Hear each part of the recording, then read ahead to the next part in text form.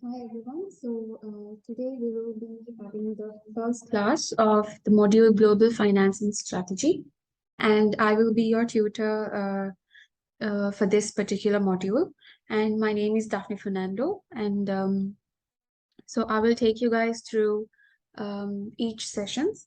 So today, moving on with the class one.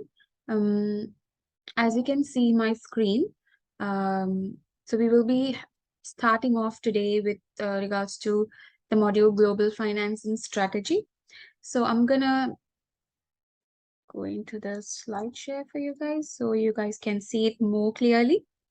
So global finance and strategy, it's actually a very interesting topic. Um, and I know that this is about the level 7 accounting and finance module. So there's more of numbers involved and so on and forth. But when it comes to global finance and strategy, it's about how an organization expanding into a global perspective, not just operating in their own not just operating in their own national country, they moving internationally. So when it comes to the movement taking place internationally, there are different things that the business have to focus towards, which could be finance, which could be different types of strategies with different types of departments. For example, the research and development department, or there could be like maybe human resource development department, and HR planning, uh, and then about marketing, resources, and so many. So when it comes to business movement or expansion into the globalized market, so there are several things that we should consider in context of finance, because when an organization is expanding globally, it cannot do anything without the relevant funds. So it's really important that finance is set in place, but not just with finance they can do anything, but so they need to have a connecting uh, element there, because every department plays a very important role. So without HR, for example, if you don't have the relevant staffs who would fit in the particular role, the business would not be able to move forward. So it's really difficult. And also, they should have the relevant funds in order to pay the salaries of the staff. So there you see, you have a connection there. So every department of a business or an organization has a very important connection. And when it comes to national or international organizations, everything is the same, but just slight differences when it comes to the movement towards the international market. So in this lesson, I'm going to take you guys through the basic understanding of globalization, because since it's the start of the class, I would like to explain the basics, and then we will go in further on the days to come with our other class sessions, and we will see where we head towards. Um, so I'm going to take you guys through the next slide. Let's move on to the next slide. So here, there are certain lesson specifications which we have put down. So on the completion of this particular class, you'll be able to have knowledge about these elements. So this chapter or this particular class 1 PPT will introduce to the concept of globalization. Like I explained, the basic concept of globalization will be understood, and the evaluation of the investment process, because when it comes to globalization, international market entry, it's a sort of an investment. It's a corporate restructuring taking place. So we will cover up the topic of investment process, and then we will also focus on the different impacts the global business environment on the national and multinational organization. Because when it comes to global business environment, we will have to study about the political, economical, basically the pestle factors, or we call it the pest factors, So we will address all those factors as well and how it could have an impact on the national and the multinational organizations, and the concept of globalization and the different types of globalization. So these are theoretical elements that will be covered in this um, session.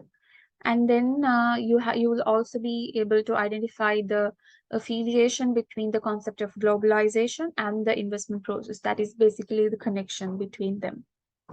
And then the advantages of investment process with globalization, also the advantages of globalization and the disadvantages, because anything that would involve in globalization, it would not just have the benefits, it would also have negative impacts. So a business should be able to understand the negative implications in order to survive and sustain in the markets they go forward with. Because if a business does not plan for the negative, the negative impact that would take place, it's quite hard for them to make future plans. So we will be discussing on that as well. And then we will identify the global business environment factors, and then finally the impact of the identified factors on the national and multinational organizations. So that will be the specification that will be covered here. And let's move on. So these are the basic topics, and moving forward, we will add in more topics as well. So let's get into the slides. Okay, so basically, the concept of globalization. So as per the explanation there, um, globalization is the process by which the world is becoming increasingly interconnected as a result of increased trade and culture exchange. Okay, so the main, when you see the name globalization, it will explain how the business expansion takes place. So the word global is there. So in the name itself, it explains how a business concept takes place when it comes to globalization. So a business which is operating in a national economy is exposed globally. So there is connections taking place. That's why it mentions there are the businesses, the process by which the world is becoming increasingly interconnected as a result of increased trade and cultural exchange.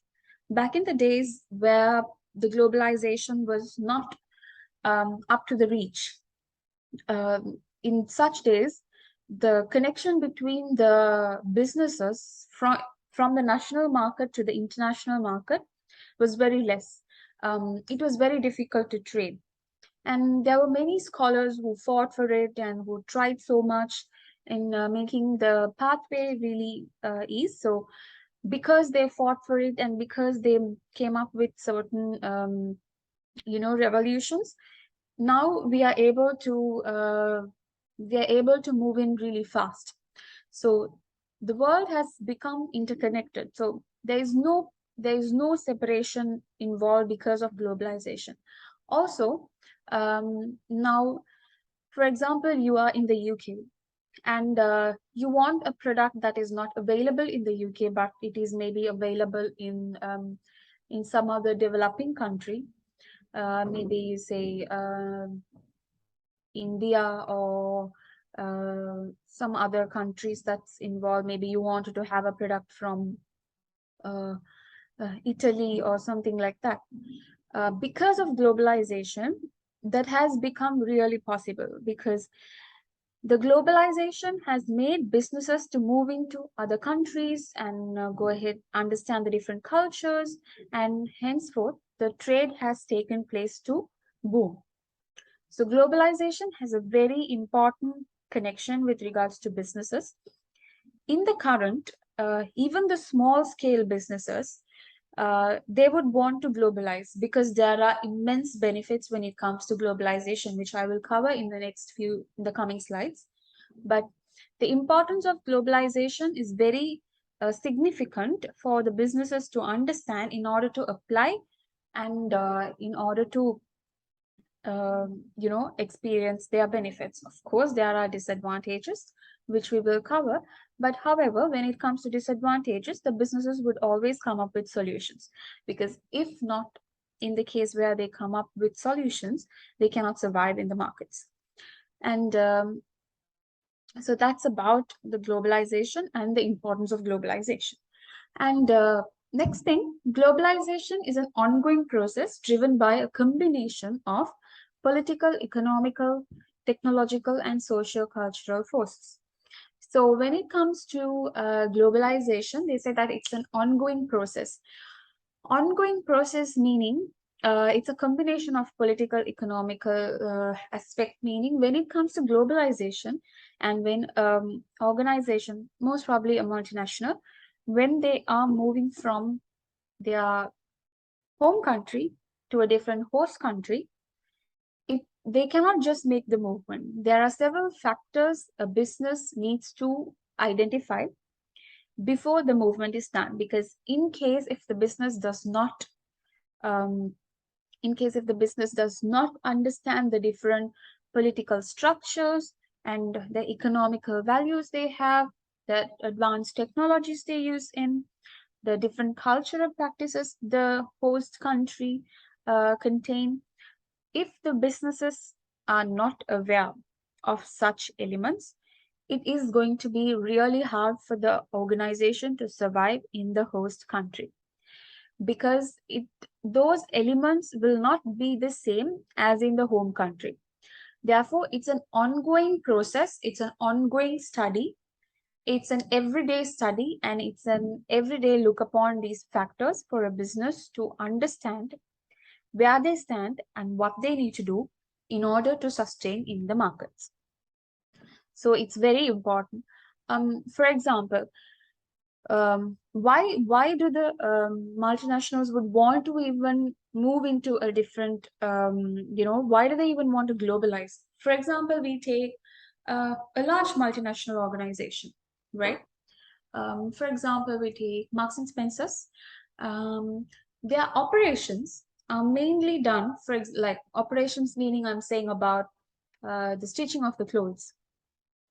Those are mainly done in the developing countries such as, India, Pakistan, and so on and forth, because they get the benefits of the culture there.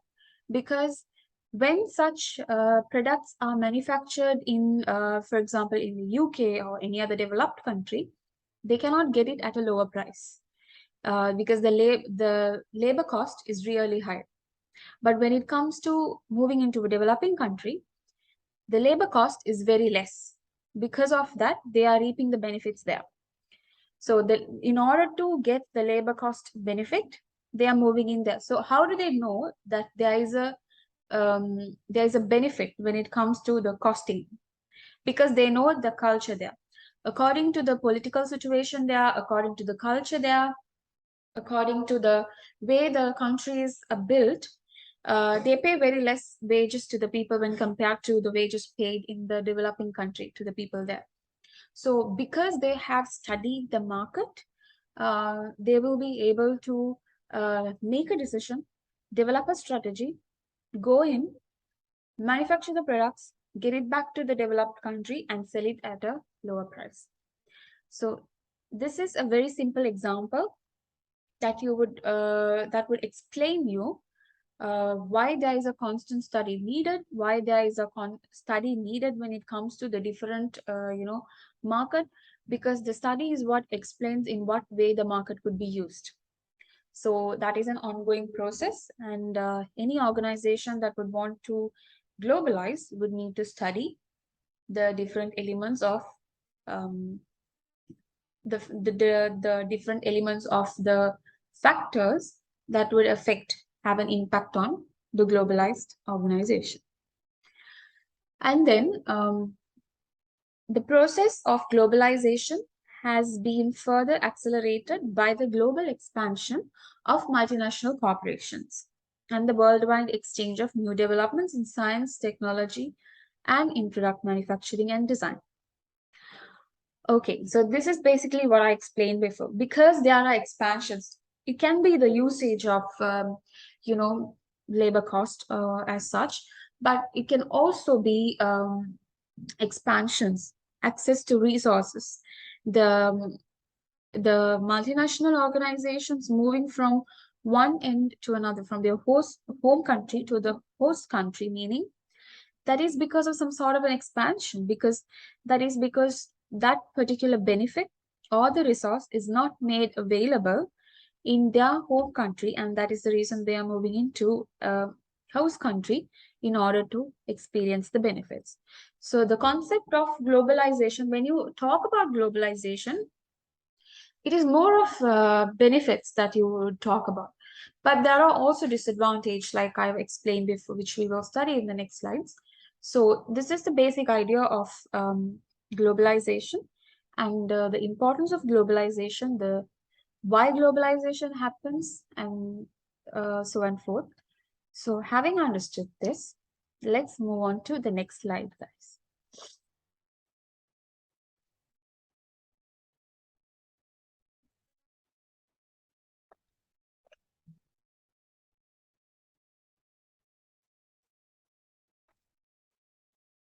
So this slide is about the concept of globalization. So like I've explained it before, but I'll take you guys through this. The term globalization is often used to refer to economic globalization, that is, the integration of national economies into the international economy through trade, direct foreign investment, capital flows, migration, and the spread of technology. These are basically the ways of movement, right? So they're talking about, sorry, I'm just gonna go back.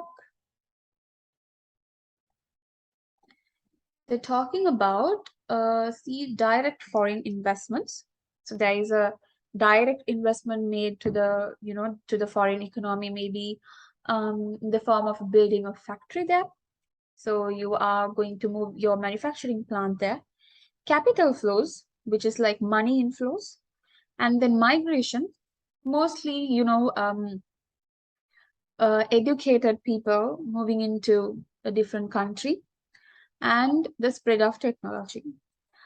However, sometimes the term globalization is also used to refer to cultural globalization because many people believe that globalization is driven by the worldwide export of Western culture through the new mass media, film, radio, television, music, okay? The development of international transport and telecommunication is another driving force which speeds up the process of globalization. So this is very visible now. Back in the days, it was only, maybe large, huge ships that would operate.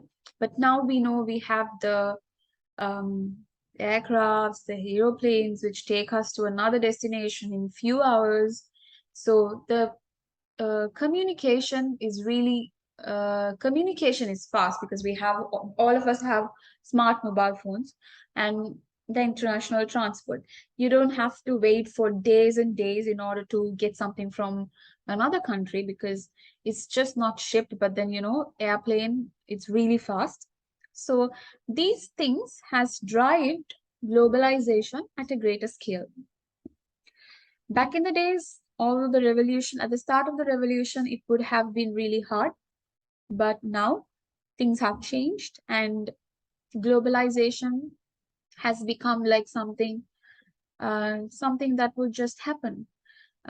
Because unless, of course, the organization has to study, that's another thing, to study the different markets they're going into.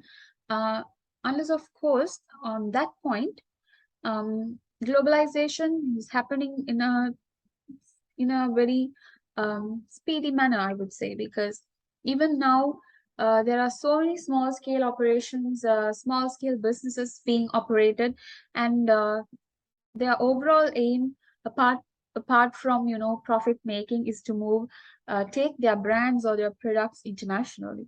So that is something that has come into the minds of all the business people because of these driving forces. So this is a very important element, I would say.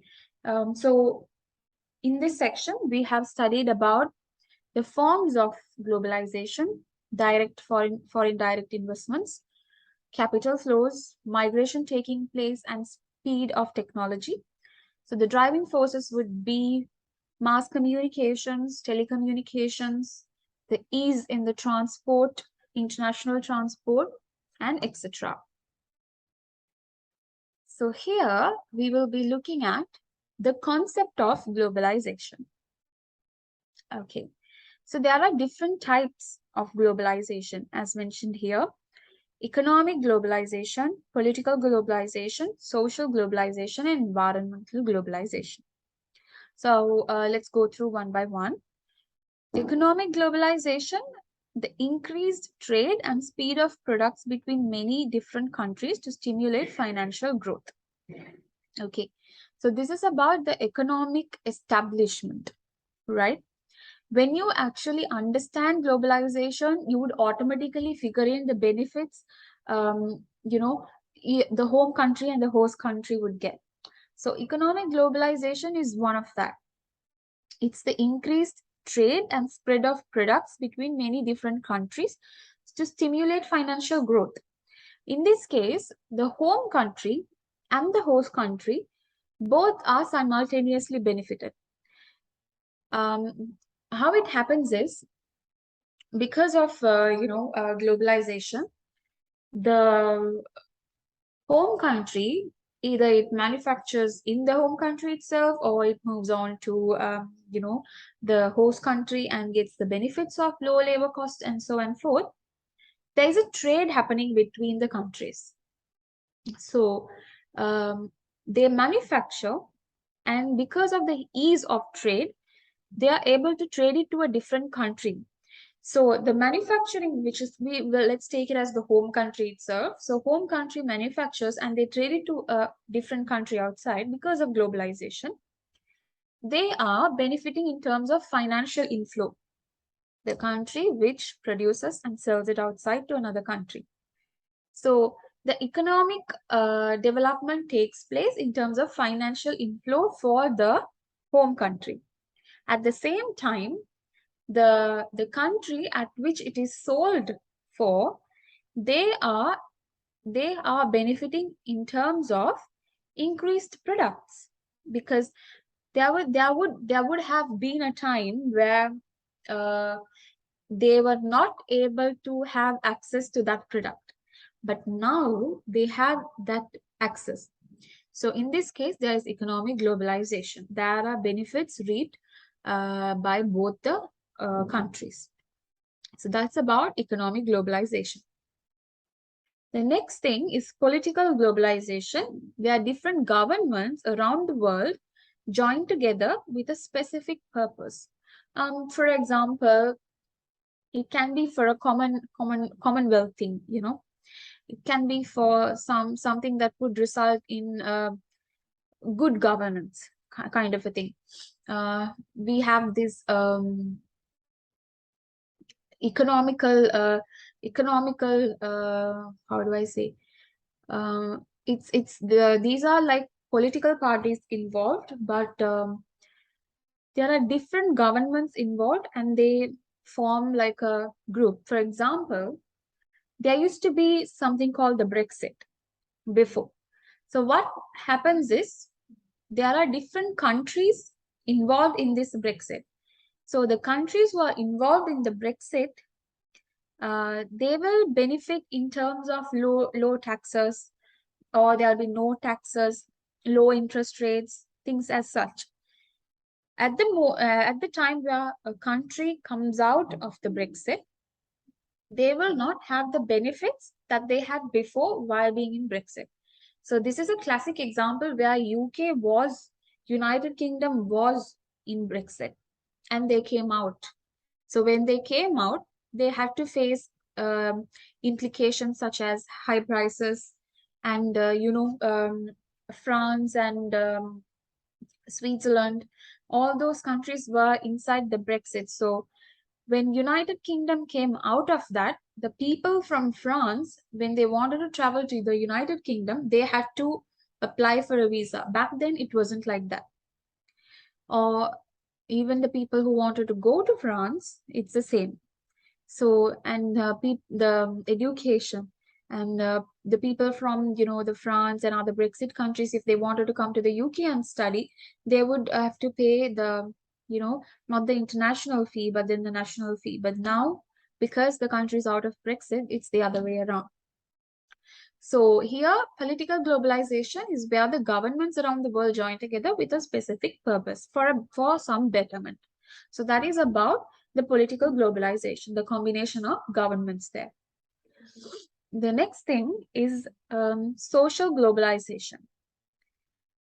Here, the connections around the world affects each people's individual life.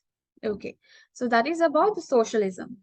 The maybe it can integrate about the different cultures of the people, how the different countries would react to certain elements. So that's about the connections around the world that affects the people's individual life. So even, when it comes to the businesses, they have to be very careful in understanding the social element of the country, because for example, when we take McDonald's, um, McDonald's, because it's a multinational organization and they have different outlets in different countries, they try to um, provide quality, and because of that their menus are kind of the same everywhere. However, for certain countries, the certain parts of the menus will not be effective. For example, when you take India, they do not they are not very happy with having beef. So in that case, McDonald's menu should have a slight change. So that is because of their culture. So that is a cultural impact. So those things have to be considered by businesses. The next one is environmental globalization. So environmental globalization is where multiple countries joining together to protect the environment while also using it for large production. So the sentence clearly explains it's about the different countries joining together to protect the environment while also using it for large production. So there is a protection taking place, and also there is a benefit which the different countries would experience as a result of large production. So this is about the concept of globalization in different segments. We've looked at the different segments or the types in this section. So let's look at the components of globalization. Okay, so the components here come in terms of market, production, investment, and technology.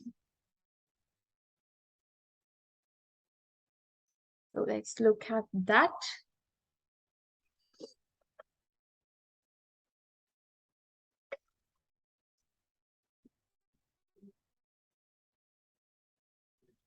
Okay, so let's look at the first point here, globalization of market. Process of integrating and merging distinct world market into a single market. Okay, so that explanation is quite direct there.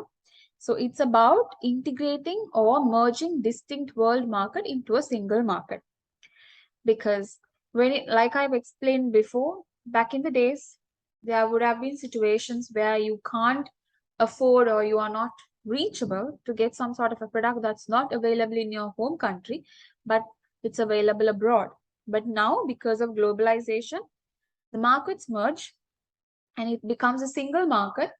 As a result, you are able to access all the products that are available because of also the driving forces, the transport availability, and so on and forth.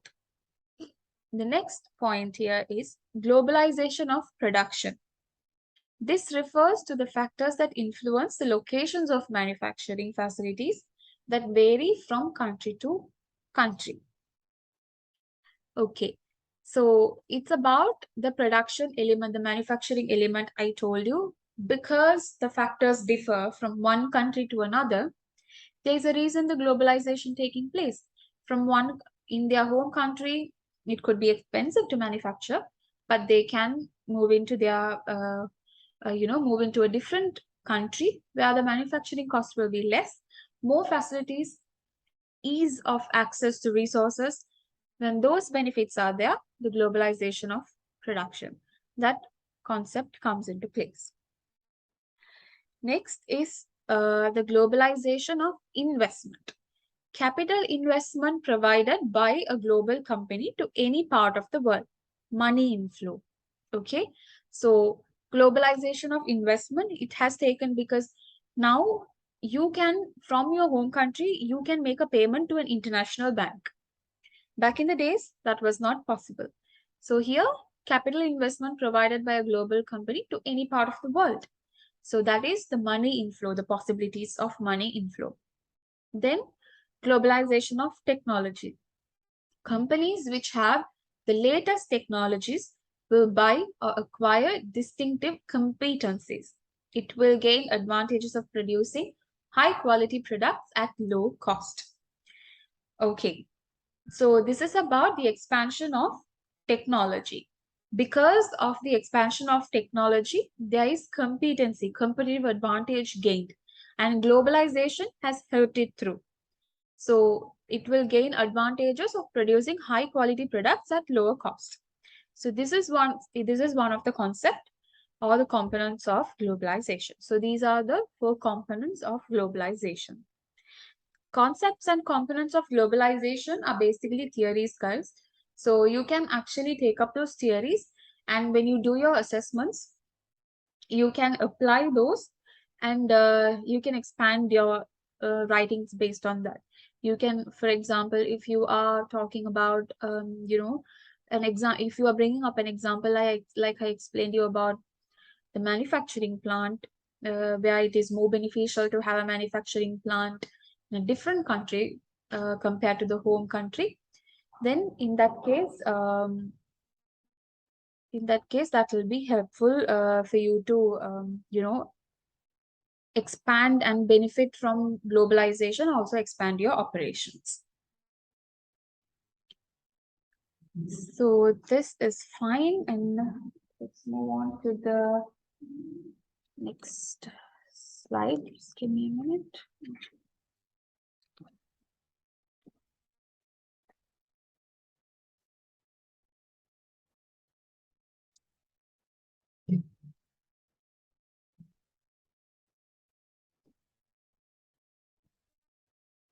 Okay.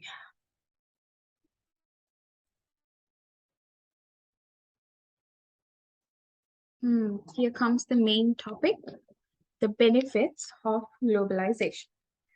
Okay, so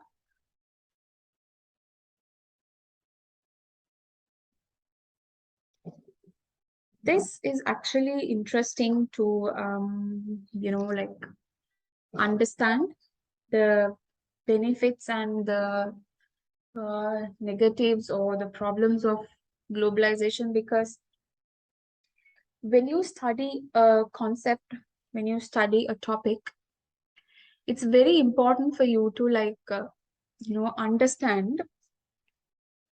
It's very important for you to understand what sort of a benefits that it would result in and what sort of problems that it would create, because only then it will help you to analyze when it comes to a business, analyze the benefits and negatives and understand where your business stands, and then come up with strategies in order to overcome the negatives. So basically your thinking and the practicality of understanding expands.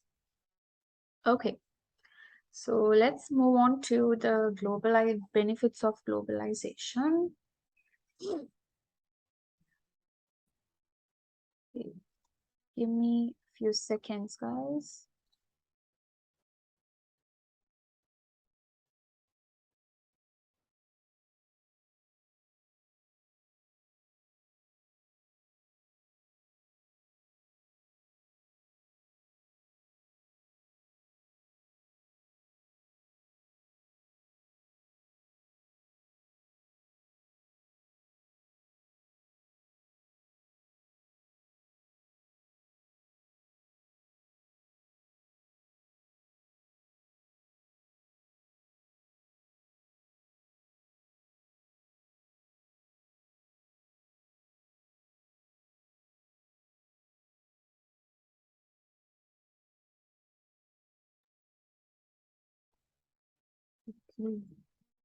Sorry, I had to go back to connect my charger, and yeah, we are good now.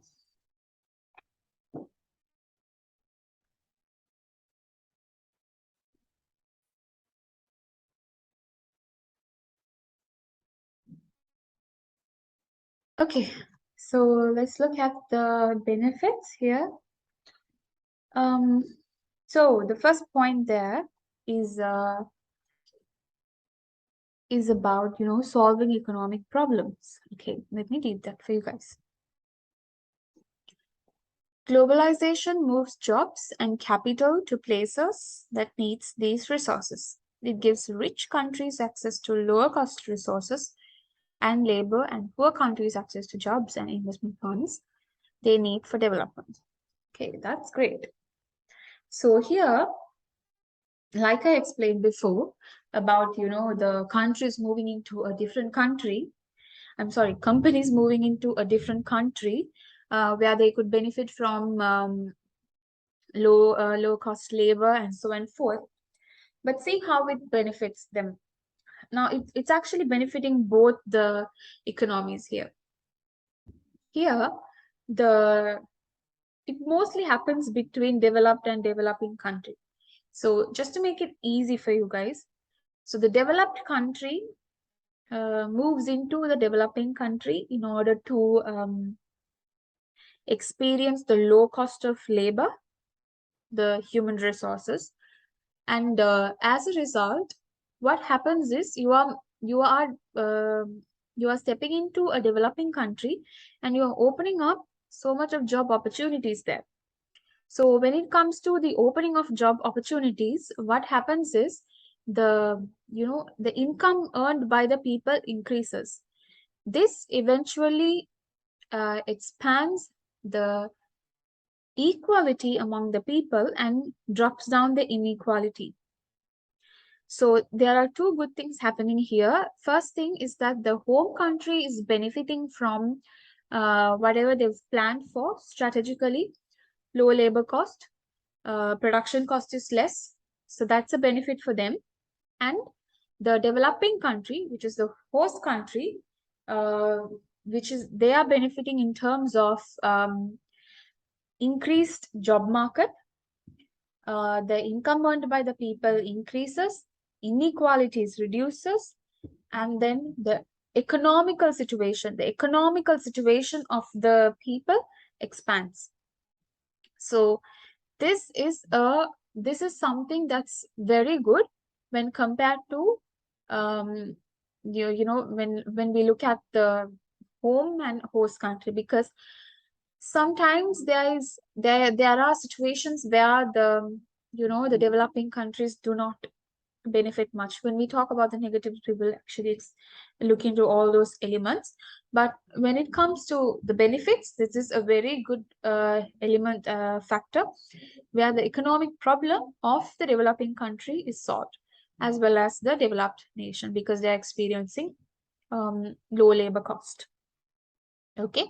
And then they also mention a point there where they talk about investment funds they need for development.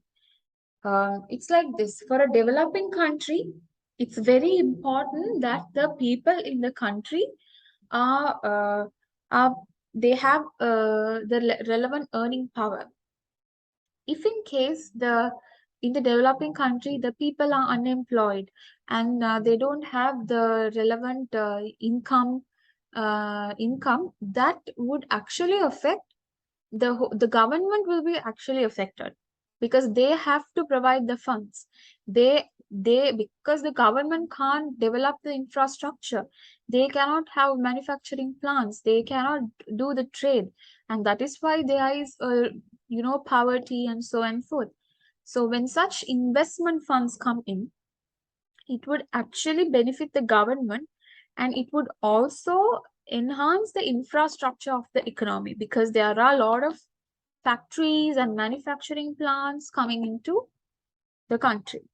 Okay, so this is one of the best benefits the host country and the home country would experience.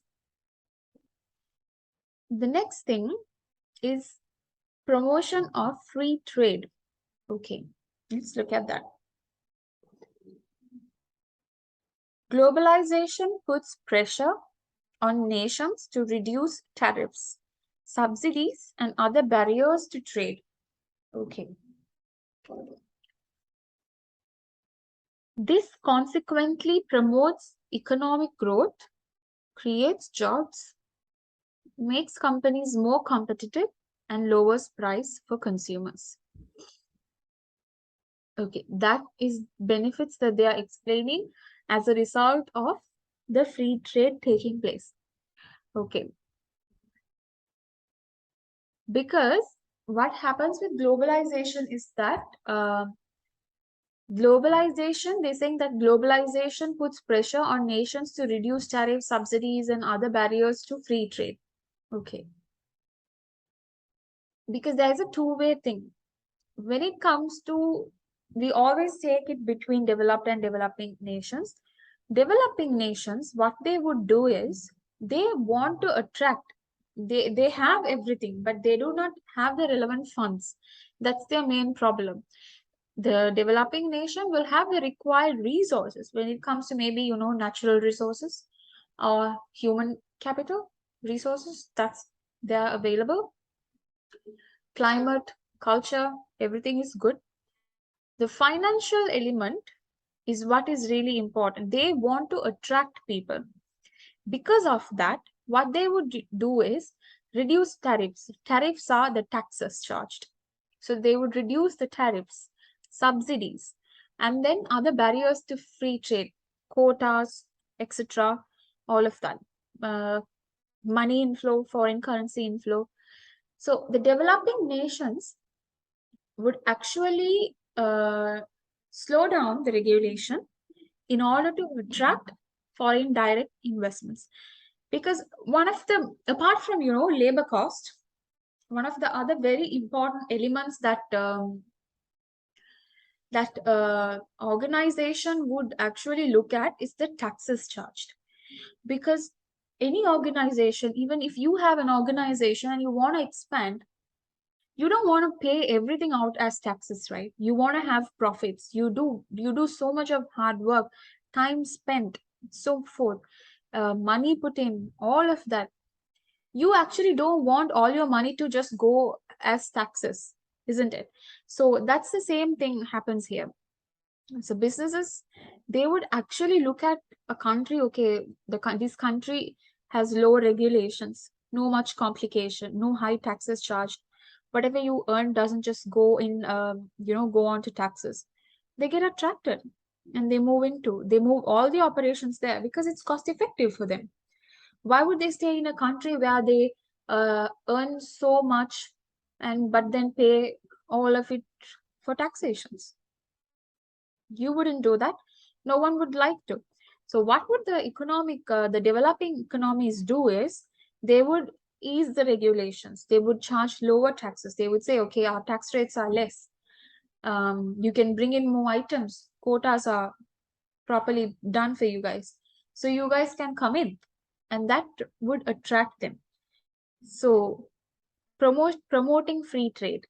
Okay, so because of this, there is foreign direct investment coming into the country, and when that comes into the country, there is economic growth taking place. There is more creation of jobs, and then also there is a point there. Companies makes companies more competitive. So when, for example, in a country when there is just one person ruling, it would be very difficult to operate because there is no competition. When there is no competition, the prices charged will be very high because there is no competition. And that would actually affect the people, the consumers who are buying the product. So when such things happen, so you should understand the connection here. The connection is that the businesses the businesses are attracted to lower regulations. So the developing nations relax the regulations, reduce their taxes, attract foreign direct investments to come into coming to their country, and by them coming into the country, there is jobs created and there is companies coming in. Maybe it can be of the same product, but they have a higher hold because they have the relevant funds to put in and expand the business. As a result, competition between the companies takes place. When there are competition taking place, they would either reduce the amounts, improve the quality. So such things takes place, which is actually beneficial for the consumers. Here also the same way, the two parties will be benefited, which will be the multinational organization, home country, and also the host country. So here also there are two parties being experienced. They would experience all the benefits here, both parties, but at the same time there will be negatives as well, which we will discuss later on. So when you understand the benefits, always try to connect it and understand. If you don't connect it, you would not understand the impact that it would bring, because the second point will very easily explain you the connection, how on in what, because I was explaining you that the developed nations moving into developing countries because of low cost and so on and forth. However, you should also have a question in your mind: why do they move apart from labor cost? Okay, so it's about tariffs, it's about the political situation. Maybe the home country political situation is very unstable, so you don't know when it would collapse. So you don't want to as a business, you don't want to set up a manufacturing plant, spending so much on the infrastructure, spending so much on the manufacturing items, um, the things that are used and so and forth. You don't want to spend so much when the political situation of the country is unstable. Rather, you would go into a country where the political situation is stable and then open up an manufacturing plant there.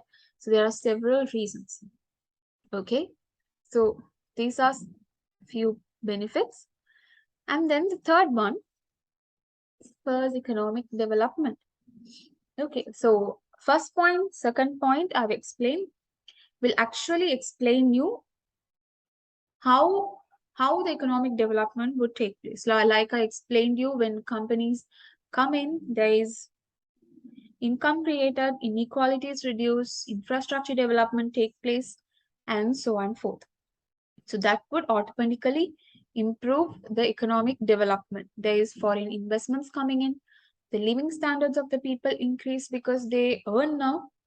The government expenditure reduces because they don't have to fund the people. People are earning.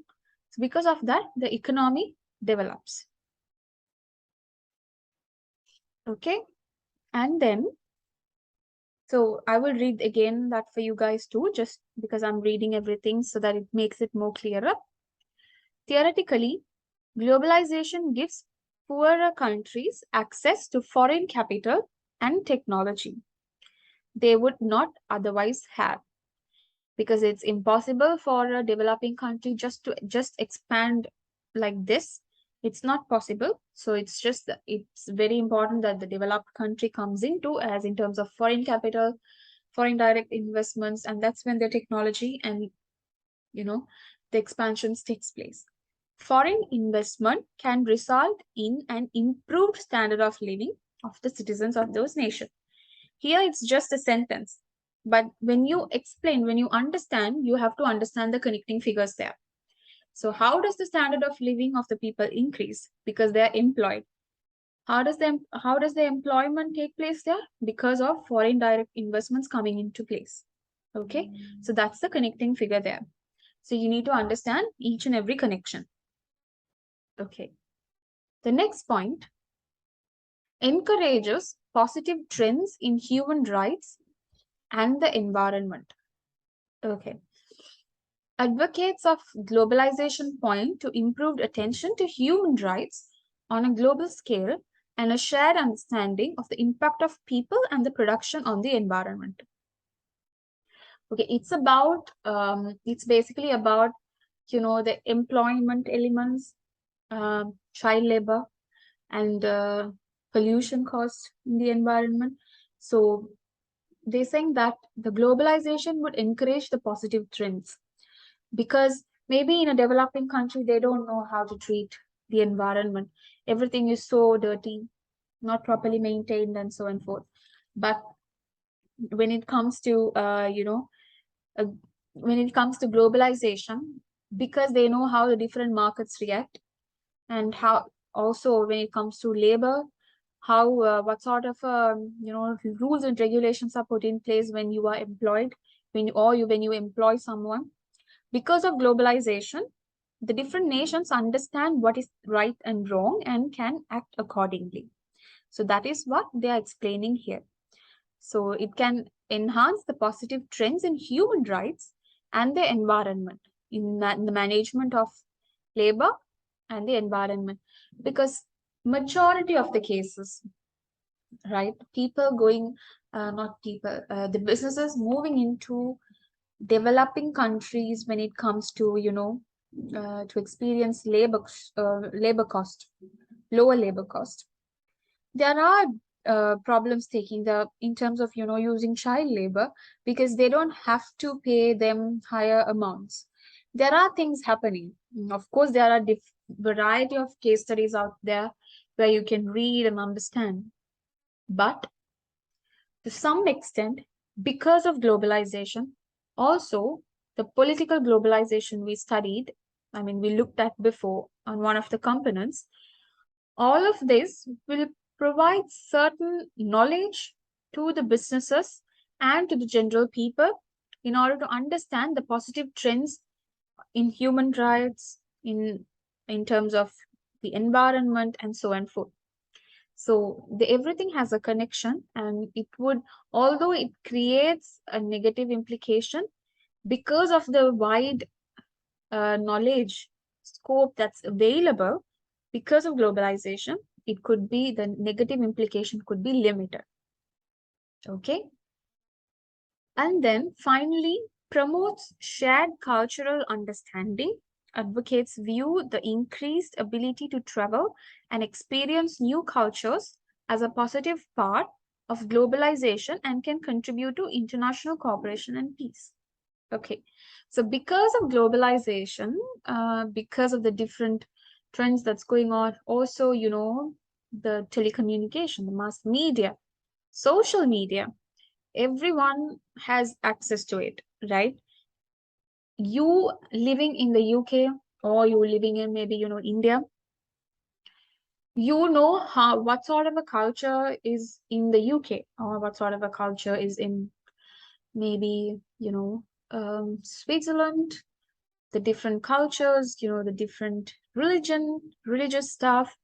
So, and also because the traveling is more easy now, studying the new cultures and the positive impacts and everything has been very possible now, and that can contribute to international cooperation and peace. So these are some of the benefits of globalization. And um, so these are just few benefits. Of course, when you start, writing an assessment maybe, or, thinking further, there are several more benefits. There are several interconnections involved when it comes to globalization. And so these are basic ideas, and I want to clearly explain how it is interconnected. Okay, so these are some of the benefits that we have seen now in terms of globalization. So, as the next, the problems of globalization. So, I'm not going to take you guys through the problems now. So, we will look at the problems in your next class. And so, for now, it's about the benefits of globalization. We've covered certain theories, and any questions you might have when it comes to, globalization, you can always, email me and uh, get any clarifications, or any concerns that you might have, and we can discuss further on that. So, yeah, and I will see you all in the next class recording. Okay, bye bye, guys.